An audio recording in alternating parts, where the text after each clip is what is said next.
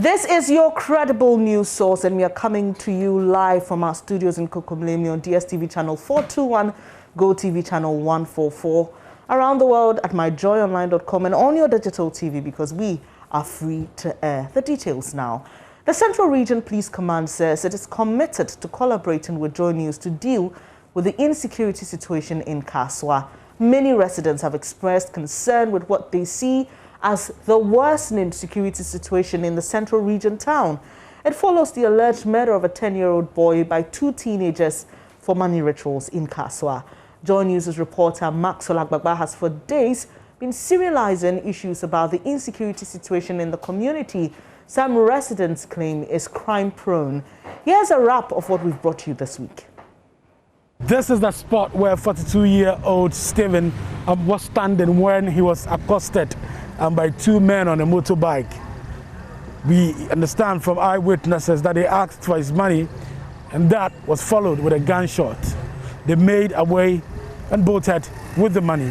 But this place was buzzing with activities like these. Eyewitnesses say it was too late to pursue the robbers. His wife, Mamiesi Ankuma, has been narrating to me how she got to know of the killing. I'm going to know Sanji's kind of boy. Some hours time, Nami, I'm afraid the phone. They shot him and bolted with his money. I called his phone some hours later. A man answered and said that his phone is at the police station. He lied to me that my husband was involved in an accident. I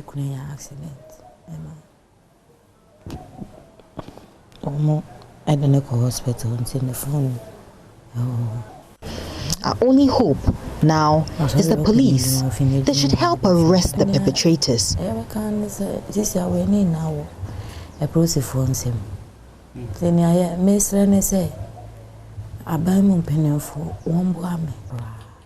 We are not safe here at Kaswa Opekuma. Every day we hear issues of theft, murder and other vices.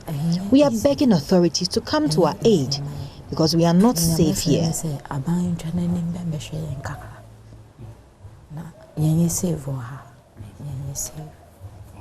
Especially The deceased, 42-year-old Stephen Tim, was married for 6 years. He left behind a 5-year-old son. Eric Asamoah is a friend of the deceased.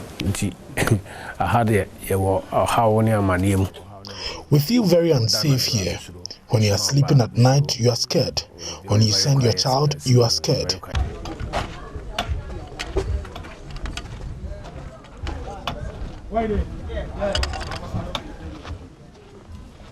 It is a hot afternoon and I'm in the alleyways of a part of the refugee camp where many consider to be the den of criminals. Only young people seem to live here. Their lifestyle possibly earned the place that negative tag. Here, I've met Yusuf Haruna, considered by his peers as the unofficial king of the Central Region.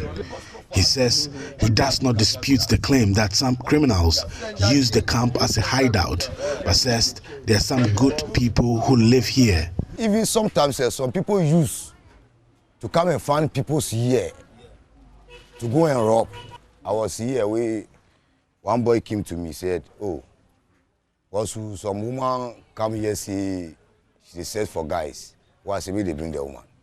As they bring the woman, as he see me as a Rasta man, he say, no, she can tell me her problem. So this one is a pregnant woman. And she tell me that she need a boys. Make they go rob one man at Sodru. You know, at Sodru. With that man, they make a service and loan. They are go call one policeman, and the policeman dressed like we normal street boys. The policeman can't listen to the woman, everything. What the woman tell me, she say it again in the front of. When later she even say the man is a pastor. He's a man of God. If we rob the man and we will not kill the man will later come and find out that she is the one who made the rob him. Where the man goes. So as she was going, then they will bring police people, the police people make what catch her. Kelvin Jackson is an ex-convict. He was jailed for 10 years. He's Liberian and has lived in Ghana for 24 years. He says just like any other community, there are some bad residents amongst them. You people come on this camp and you people can cut those people who are strangers on this camp. Always cutting us. Me like this, okay, good. If I can smoke, do I know the way from here to the farm? I'm a foreigner. Do I move from here to go for the smoke? It's bad. There are too many nationalities in this place and I'm pissed up with it. People are still shocked in the Kaswa neighborhood where the 10-year-old boy was killed. The woman I've met here claims one of the suspects had wanted to use her grandchild for the rituals. I have a 10-year-old daughter. The 18-year-old suspect came to my house. I cannot tell lies. He came to my house to ask for water. I told him I did not have water. He sent my daughter to buy it for him, but she said no. Her friend, who is here with her, says the 18-year-old suspect had bragged about how he was going to be rich soon. He told me not to look down on him and that he loves me. He continued to say that he will be rich soon. He was wearing a red cardigan. I told him we are not peers because I'm 36 years old. But he said my age does not matter.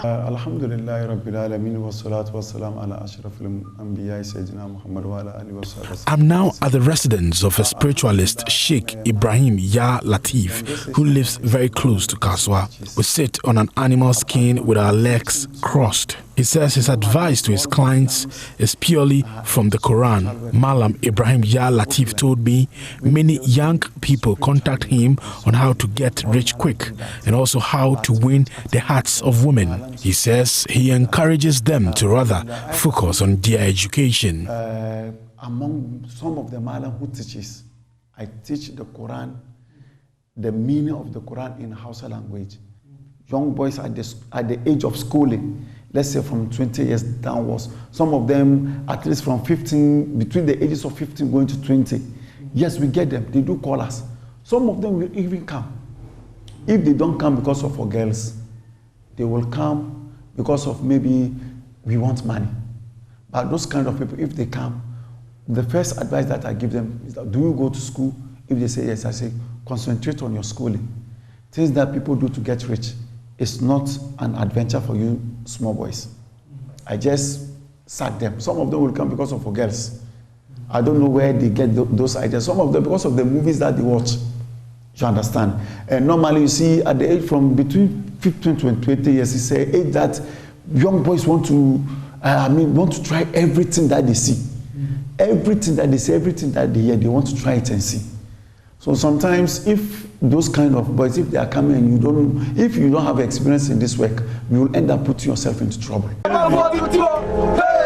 Maxwell Agbagba with that rap. Let's now listen to DSP Irene Opong. She speaks for the Central Region Police. Now, she says they are collaborating with JoyNews to deal with the insecurity in Kaswa, as the residents claim. We are adequately resourced. And when it comes to Kaswa, from Millennium City to Dominance, we have 2 divisions. And when the police service creates a division, it means that resources in terms of human and also logistics are sent to beef up security. The personalities involved in the crimes that are committed, every media house is interested in carrying such news and the nature of the crime. But looking at the number of crimes that are reported around Kaswa and its environment, the extent of crime rate there is not alarming and it's not above what the police can do. DSP Irene Opong speaks for the Central Region Police. Meanwhile, a study conducted on the security situation in Kaswa has revealed that the swelling population in the area is gradually overwhelming the police. Well, head of our security desk, Gifty Andofia, joins me in studio. Gifty, let's start off with why we decided to spend a week telling the security story in Kaswa. Well, as you know, if we, thank you very much, Venice, if we decide to tell the security story in Kaswa, we probably need a month or more. But a week will sort of highlight the issues, and then it will bring into perspective what the problem is and perhaps how we can solve it. When we heard of the the death of 10-year-old Ishmael. I mean, that was the latest crime story from Kaswa. And apart from that, you know that there were several incidents that had happened in Kaswa. If I can just refer you to some of them, which Maxwell obviously dealt with in that report. Just in December last year, during the election, we heard that some gunmen had shot occupants of a Kia saloon vehicle. A lot of people thought it had to do with the election, but we learned later that it had nothing to do with the election. It just happened to be a crime. And between then, December and this month, we had heard there were things that you wouldn't even hear being reported, but were happening. One of them was the middle-aged man who was just shot. I mean, you're just standing at a junction and then you just get shot. It's bizarre. So when we heard of the death of the 10-year-old Ishmael, we thought that why Kaswa? What is this about Kaswa that makes it, you know, sort of attached to all the crime, almost all the crime stories that you hear, perhaps from the central region? So we set out to investigate and try and find out what the root causes are, if we can, and how it will help the police in solving the problem of insecurity in Kaswa. That's the why. Yeah, talking about helping the police, we just learned that the Central Region Police is willing to collaborate with us to deal with the situation as we've highlighted. Tell us more about that. Well, so if you allow me, maybe I can go into maybe the specific areas that we try to look at. Exactly. You know, in highlighting the problem. So in highlighting the problem, we wanted to find out, again, using Ishmael's, the 10-year-old Ishmael's murder case as a springboard to look at the background of the suspects involved. One of them was 18, we're told. One of them is about 16. So we wanted to understand who they are. What are the influences that may have brought them to where they are as young people? Everybody was shocked. Like, they think of the age and they say, how can someone this age commit this crime? So we wanted to understand their background. Where are they coming from? Who are they? And with that, it will help us to understand the general security, get the residents, get the people who know them to talk to us about the general security. You heard the DSP, Irene Opon, talk about the police's ability to deal with it. Because one question we set out to answer is the police overwhelmed? Is that the reason why we're seeing this happen in Kaswa? So that's one thing that we set out to find out. Then we wanted to find out whether or not this complaint we get from the residents that there is an influx of foreigners had anything to do with it. If that is the case, you know, like I said, we're finding the root causes. Is it that the police is overwhelmed? What can we do? Is it that the influx of foreigners, as the resident put it, that's causing the problem? Is that the situation? If that's the case, how can we deal with it? You remember some time back that some immigration officers were attacked by some people. It happened in Kaswa. So is it that the influx of foreigners is causing this problem? We also wanted to understand there are a lot of land guard issues that come up when you mention Kaswa, because like Maxwell said yesterday in his reports, there are vast lands there. So people are buying land, people are developing, people are moving to the area and settling, and they need to protect their land, so they employ the services of land guards. But Maxwell made a point yesterday on Newsnight, which was very instructive. He said they are land guards by day and they become armed robbers by night, because in the day they have the weapons. Those who employ their services give them the weapons. In the night, you know, you get some work to do with those weapons. So we wanted to find out what the issue was also about a land guard and land guardism and how it is connected to the rate of crime there. And then ritualist or spiritualist advertisements. If you have driven on the road to Kaswa, Venice, you know the kinds of things that sometimes you see on the billboards. It's all over the place. So we wanted to understand how is this having any influence on the crime rate in Kaswa. So one of the things we wanted to do was to bring this up, highlight the problem, get the people to talk about it, and then it will give the police some sort of direction if they don't already have. So it's great. Yesterday, Irene Opon indicated that even though the people are complaining, when they go into their documents and look at their data, it doesn't reflect what the people are saying. And couldn't that also be an indication of a mistrust in the police? Exactly. It's one of them.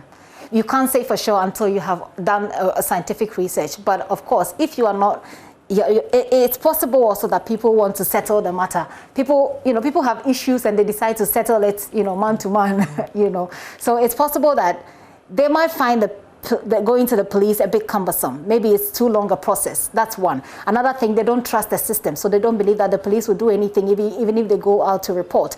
The third thing is that they feel like I can deal with you this way, and I don't need to bring in the police. So it was very exciting when the police officer said they are willing to work with Maxwell Agbagba, who has now gone to the ground. I mean, this is the plan we put together that Maxwell has so excellently executed. So they want to reach out to us, with the information that Maxwell has, and to help them strategize or to help them deal with the problem. I think it's a great thing, but it will be important to look at the data that she says they have, which does not, according to her, conform or tally with what information is coming. And then we can now work around why are we seeing this lack of collaboration among the people in the police, and how we can solve the problem going forward. Gifty, you mentioned the bit of wanted to find out what will influence young people to allegedly perpetrate such a crime.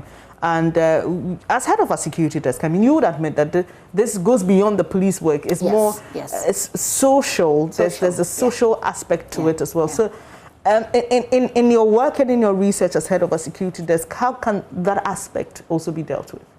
Well, one of the things, the areas that we wanted to investigate while we went out, Maxwell went out to do this work, was whether or not all these advertisements, all these spiritualists or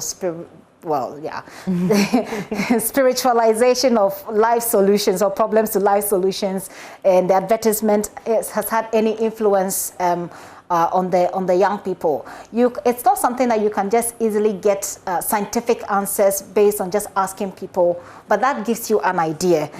So Maxwell in his report speaks to a spiritualist, and he says he does the right thing by, telling people go and focus on your education when they come to him. But how many of people like that are there?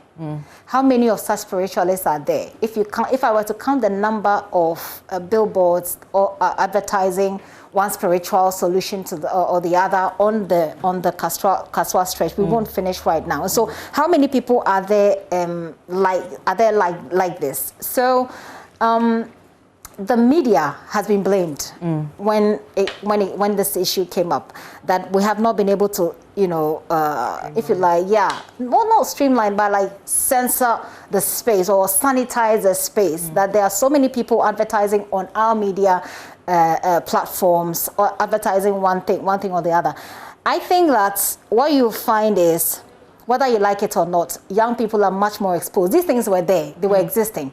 But young people are much more exposed now, given social media, given the lavish lifestyle. And yesterday, Maxwell made reference to this one as well, that the people who are settling in these areas, some of them are involved in all kinds of things, and they show off the wealth that they've acquired doing some of these things, and it tells on. It plays on the minds of these young people. They see it on TV, and so if you see all of these things on TV, and all of a sudden it is just a billboard away from you, it's very easy for you to make the move and to approach these people and say, I need solution to one this problem or the other.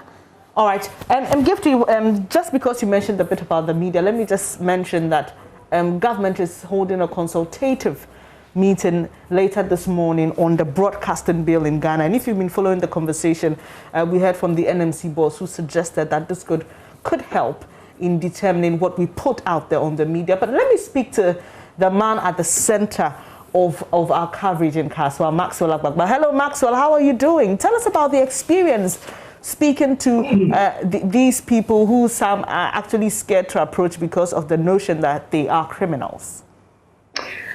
Yeah, Bennett. So it's been a lot of learning for me personally, because in previous times, I've heard people talk about the situation in Kaswa, but I've not really had the experience to live it with the people, and really meet the people at the crux or the heart of the issue. So, for instance, visiting the camp, the section of the camp where which is considered to be, the den or the hub for criminals, really opened my eyes to a lot of things. It was quite difficult, getting in there. But after I got there, I really, had opportunity to learn a lot, from the people. But through our interactions, we got to know that the problem in Kaswa is more than what we think. Interacting with opinion leaders and all the people who matter, we got to know that one of the problems really has to do with the urban sprawl, which is really contributing to the increase in crime rates. So they tell us that because there are vast undeveloped lands, in Kaswa, what is happening is that you have quite a number of people moving from different areas to come and settle there. Some of them are young people who really do not have, a job.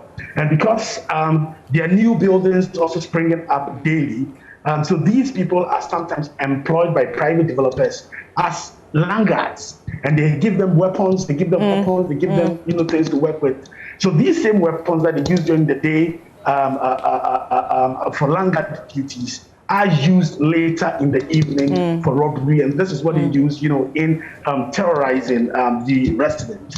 Another thing that we also got to know is the issue of the influx of foreigners.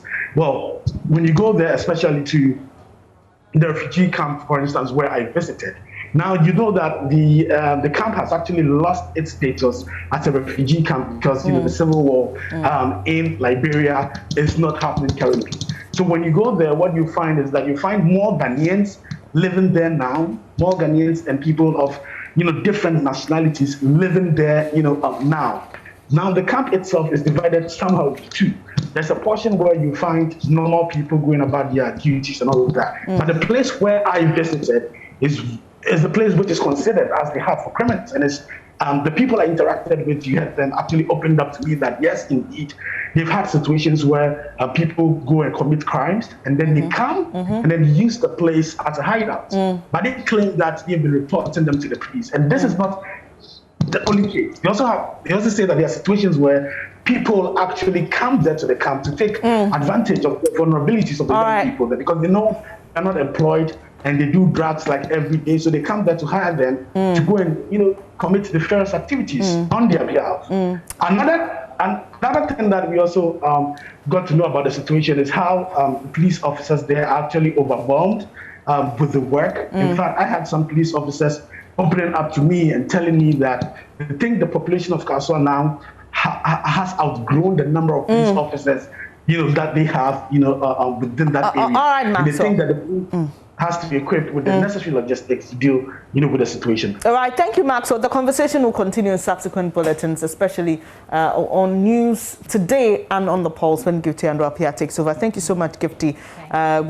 We've just have to end it here. But that's head of our security desk, Gifty Andwapia. Earlier then you heard Maxwell Akbagba, our man who's been bringing us stories from Kaswa. Now, a clash between members of the coalition of law associations and some military men near the military cemetery at Chado on Thursday has reignited a long-standing tussle over alleged encroachment of Lastu lands. For years, government and traditional leaders have tried to resolve the Chado land dispute, but have yet to make any headway. During a protest by the association Thursday, a group of soldiers is said to have assaulted some of the protesters. Joy FM's George Quay was caught up in the fracas. Then I drove off. Just as I drove off a few meters to the roundabout, I noticed that some military people were beating up somebody in the central island right there. So I just rolled down my glass and I said, "Oh, boss, Opamocho, he beg. And all of a sudden, these military guys turned on me. Who am I? Who do I think I am? What do I think this is? I should pack that. So I ignored and I rolled up and I was moving. Then he indicated to some other military people ahead of me to stop. So they sort of blocked my vehicle. And then one of them made me out. And then he came close to the car. And this guy he was annoyed, angry that I had dared open my mouth to say something. And I was trying to open the car, but it was locked. So the other guy came and he was now trying to calm them down. And I said, I've done nothing. All I did was roll down and said, "Oh, guy, Opamocho, Idebeg." That was all I did. I did not say anything. And so, who are you trying to tell us what to do? You think you can order us about? Were you recording us? Let me see your phone. And they looked at my phone. They checked to see if I had recorded what was on. When I noticed there was, should I say, a friendly and another military guy who looked a bit friendlier, and he was now talking to his other friend to calm down. There were about two of them who calmed the others down. those who were mad and upset at me for daring ask them to slow down on somebody they were beating up. There was about 3 or so of them. There was a colleague here, George Kwe. He was caught up in that whole incident and shared his account. Well, the La Traditional Council has over the years led several protests in a bid to repossess 250 acres of the land in the Airport Hills area. The Lands and Natural Resources Minister, Abu Jinapo, promised a resolution of the issue after similar protests last month. Let's all be patient, and the assurance I can give to you and to the chiefs is that the president said it before the elections and is very committed to ensure that these age-old controversial issues of land administration in Accra are dealt with substantially, and we intend to do that. Vice President of the Coalition of La Associations, Cornelius Ni Okaya-Jete, tells JoyNews they'll continue to protest until government addresses their concerns. So we went there to, express our displeasure, and the military came in their numbers. I've never, ever seen in my life the magnitude of a military that was deployed, to come and disperse us. It was very bad. I mean, the beatings, they've beaten people. They came with clubs and breaking, glasses of cars and all of that. Just destroying. They went on a rampage, just destroying. Very destructive. Very, very, very bad. And they even beat the journalists. I can say there were more than 700. And they had some deployed on the road. They had barriers and all of that. And we were just about 300 or 400 or so. I mean, government has the right to take lands by, instruments and then use it to serve national interests. But I want to tell you this. The lands that the military is taking, they are not using it to serve national interests. They are giving it to private people. Just 250 acres, they are struggling with us to take it. We've been so generous. We will keep protesting. We will keep going on the land. We will keep going there. They should beat us. They should kill us. They should do whatever they can. They should kill the whole of La. Until the last man is dead, we'll keep going there. Away from the land issues, a prayer of thanksgiving and hope for a better life together are some of the prayers of a newlywed as they usher in the month of Ramadan. This year's 30-day fast is different for Mubarak Adam and Sahada Bakman because they've started the husband and wife journey as well. Waking up unusually early is the new normal for the young couple. JoyNews' Mahmoud Mohammed Nuruddin caught up with them. My name is Mubarak Adam. I'm Sahada Bakman. Okay. This is how we are preparing to break our fast. That's iftar. We are newly wedded and this is our first Ramadan into our marriage. Okay, so what I have here is warm water with blended ginger with some cloves. Then I'll add some lemon to it and honey. To prepare something small like a ginger tea or something to break our fast. Something warm as recommended medically. And as you can see, I have some lettuce, some vegetables here. I'll be preparing salad later on too. And later we have some watermelon and bananas here. We later prepare some smoothie that we'll take later in the evening. So basically that's what we breaking our fast with. Mubarak Adam and Sahada Bakman are just 1 month into their marriage, and the experience of Ramadan at the beginning of their marriage is the perfect opportunity to forge bonds. Experience is wonderful since this is our first experience with Ramadan vows in marriage.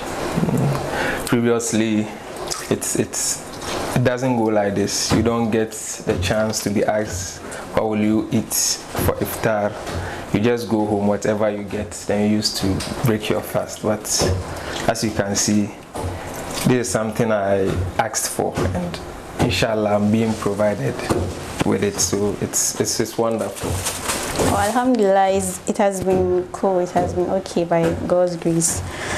and it's not really hectic as compared to when I was at my home, back home, because this year I was preparing for 2 people and it's not that hectic.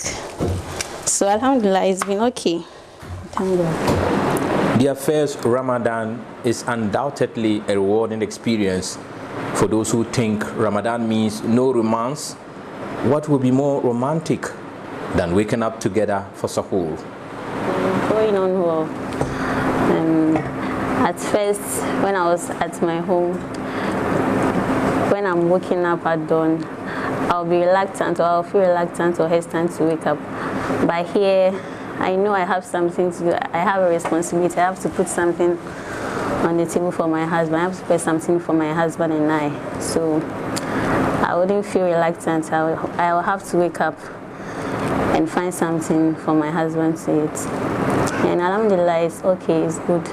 We've been praying together at dawn, always. Anytime he's at home, we always pray together. And I think it's such a nice experience. They say Ramadan is a good time to create new habits. Either by waking up early or praying together, they build ties that will last forever. But how did it feel a week before their marriage? So I was actually looking forward to that day. And I was a bit nervous, to be honest. And as well as I was happy as well. So I was kind of nervous. You not having knowledge of the unseen. You don't know what awaits you in your marriage. Mubarak feels he was lucky enough to meet his supportive wife before Ramadan. The spirit of marriage and fasting makes them feel good. So I would like to thank him very much for everything actually. I want you to continue doing the good works you've been doing and helping me gain rewards. Waking me up at dawn to perform the Nafil prayers, reciting the Quran together, encouraging me to recite the Quran, and always helping me in the kitchen and household chores too. I really thank you so much, and may Allah bless you abundantly. I want her to continue with how she has been treating me so far. She provided me with whatever I want to eat and encouraging me to wake up for Tahajjud prayers, recite the Quran after Fajr.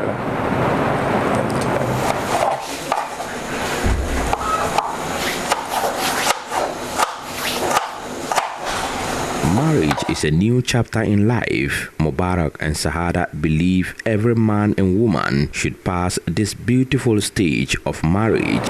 What I want to tell brothers out there who are not yet married is that if only they are capable of getting married, they should go ahead and find somebody as beautiful as my wife, who is very caring, and just settle down with the person.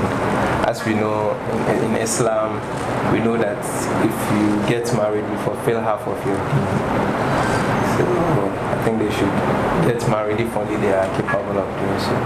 Okay, so what I would like to say to the ladies out there is, if you know you have someone and the person wants to marry you, and you think the person is okay, you think he's the right person for you, you shouldn't say you are not ready yet, or you are too young for marriage, or you are not mentally ready or psychologically ready or something. You have to psych your mind. As a lady,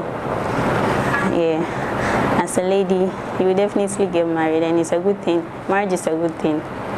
So I would advise each and every lady out there to get married as soon as possible if they find the right person, and Allah will help them, inshallah. Ramadan is a time when Muslims across the world celebrate, reflect on the purpose of life, and draw closer to Allah. For Mubarak and Sahada, this year's Ramadan is very special because they are not single but wife and husband. A report by Mohammed Nuruddin.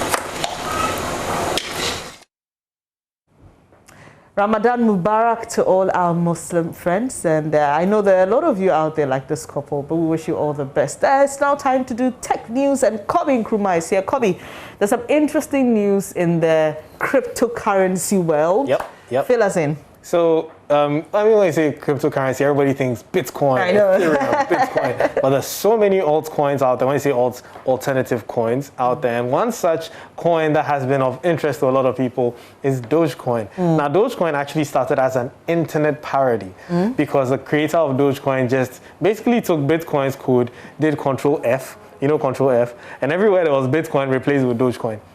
And basically, so in 30 minutes, he had created his own coin by just taking something and replacing it and making it his own. Now, Dogecoin has not been taken seriously. Elon Musk has, tweeted, and for some time, anytime Elon Musk says something on the internet, it just goes boom.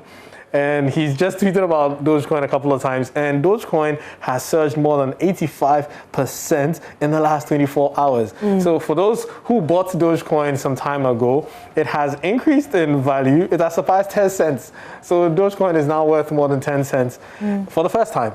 So it's now trading at $0.13.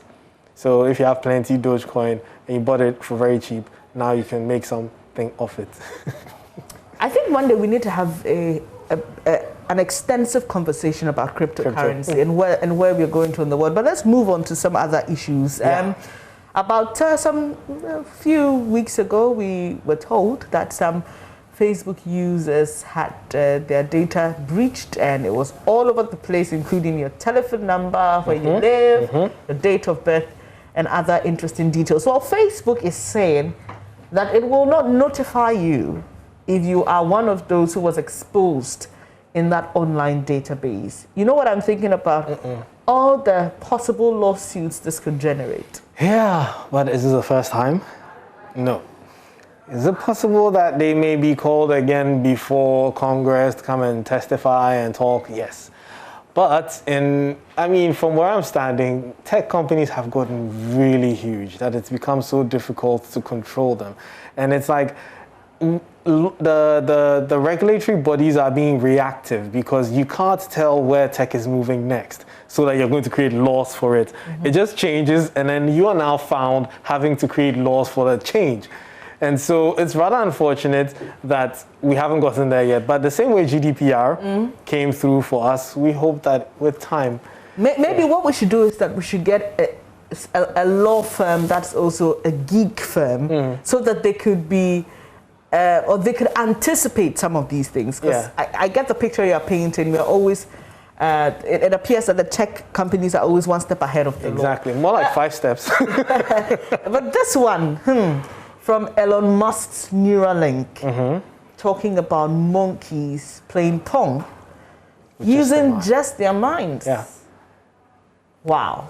You remember some time ago we spoke about the Neuralink, where they're embedding a chip in your skull so you can control computers, you can be plugged into an AI and all that, you can download memories. I have some memories that sometimes I wish I could keep forever. I wish, I have terrible memories. So if I don't forget, I don't remember stuff and how can I remember this? But if I had a chip implanted in my head and I could download that memory, or I can download my day so that I have my itinerary for tomorrow straight into my tasks.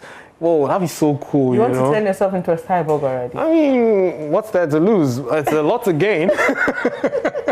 I'll be 10 steps ahead of everyone, download everything. Like this whole thing you said about geek law firm, I can download law cases into my head, just walk up into a court and say, I'm a lawyer, defend people. I can't just begin to imagine where this world will be in the next 10 years, but we appreciate your time, Kobe, and hopefully we'll have that extensive conversation about cryptocurrencies and everything you need to know from the tech world. But you're watching News Desk. Coming up shortly, we've got business news to stay.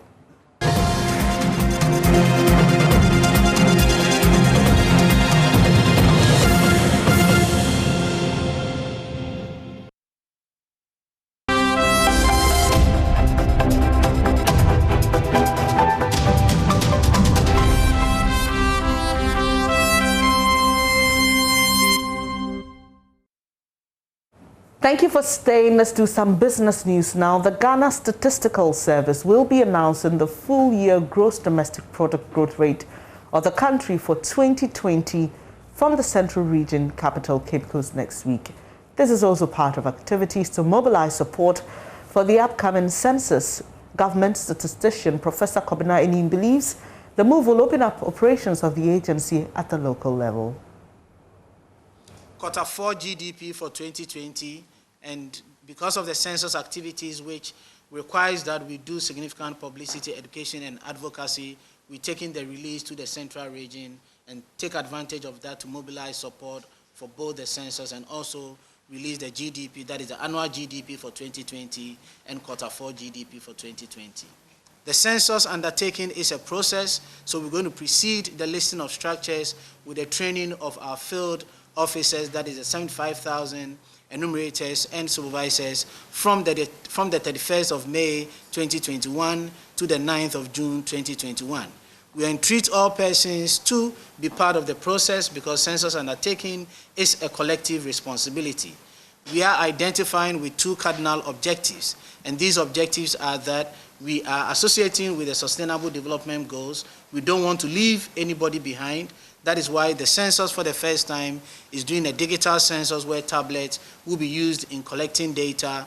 Geospatial resources are with us ahead of the census activities. So for instance, we have the georeferencing points for all the 51,921 enumeration areas that we have, and our data collection personnel, that is the enumerators, would be checked to ensure that data that they sync to the head office during the data collection period would come from these georeference periods. Latest data from the Bank of Ghana continue to support claims of a strong rebound in the economy. The data further shows that the economy may now have recovered significantly from the shocks of the first COVID-19 wave. Figures show that the country has exceeded its target by 3 billion cedis compared with the same period last year. The governor said that based on the data he saw, he had seen business confidence data, he had seen consumer confidence data. Actually, business confidence and consumer confidence softened a little bit. It softened because at the time that we went into the market to get the information from respondents, we had the specter of the second wave moving around. And in the first quarter, we saw more deaths than we had ever seen in this country. Last year, we did not see that much. So that specter of the second COVID coming, more people dying, it sort of dented business and consumer confidence. In the responses that we had, businesses were worried that the second wave might result in another closure, which was going to impact their business severely. And therefore, they were not as bullish as they were in the previous survey round. And you would see we were upfront, we were clear in our statement that business confidence had gone down. Looking forward, we think we are going to get another bounce back. And the reason being the vaccines. The vaccine is a new story in the mix right now. And we think slowly it is giving confidence. And we think that in the next survey, business and consumer confidence will go. I mean, and again, the governor also said that because he had seen the numbers, the various constituents of our composite index of economic activity, which shows that all the indicators are now operating above their pre-pandemic levels, which is a good sign. The most interesting thing that we saw was VAT receipts, which had gone up significantly high. We also saw data on government revenues for the first quarter up to the middle of March, and they were doing far, far better than what we saw same time last year. The gap in there is about 3 billion more revenues had come in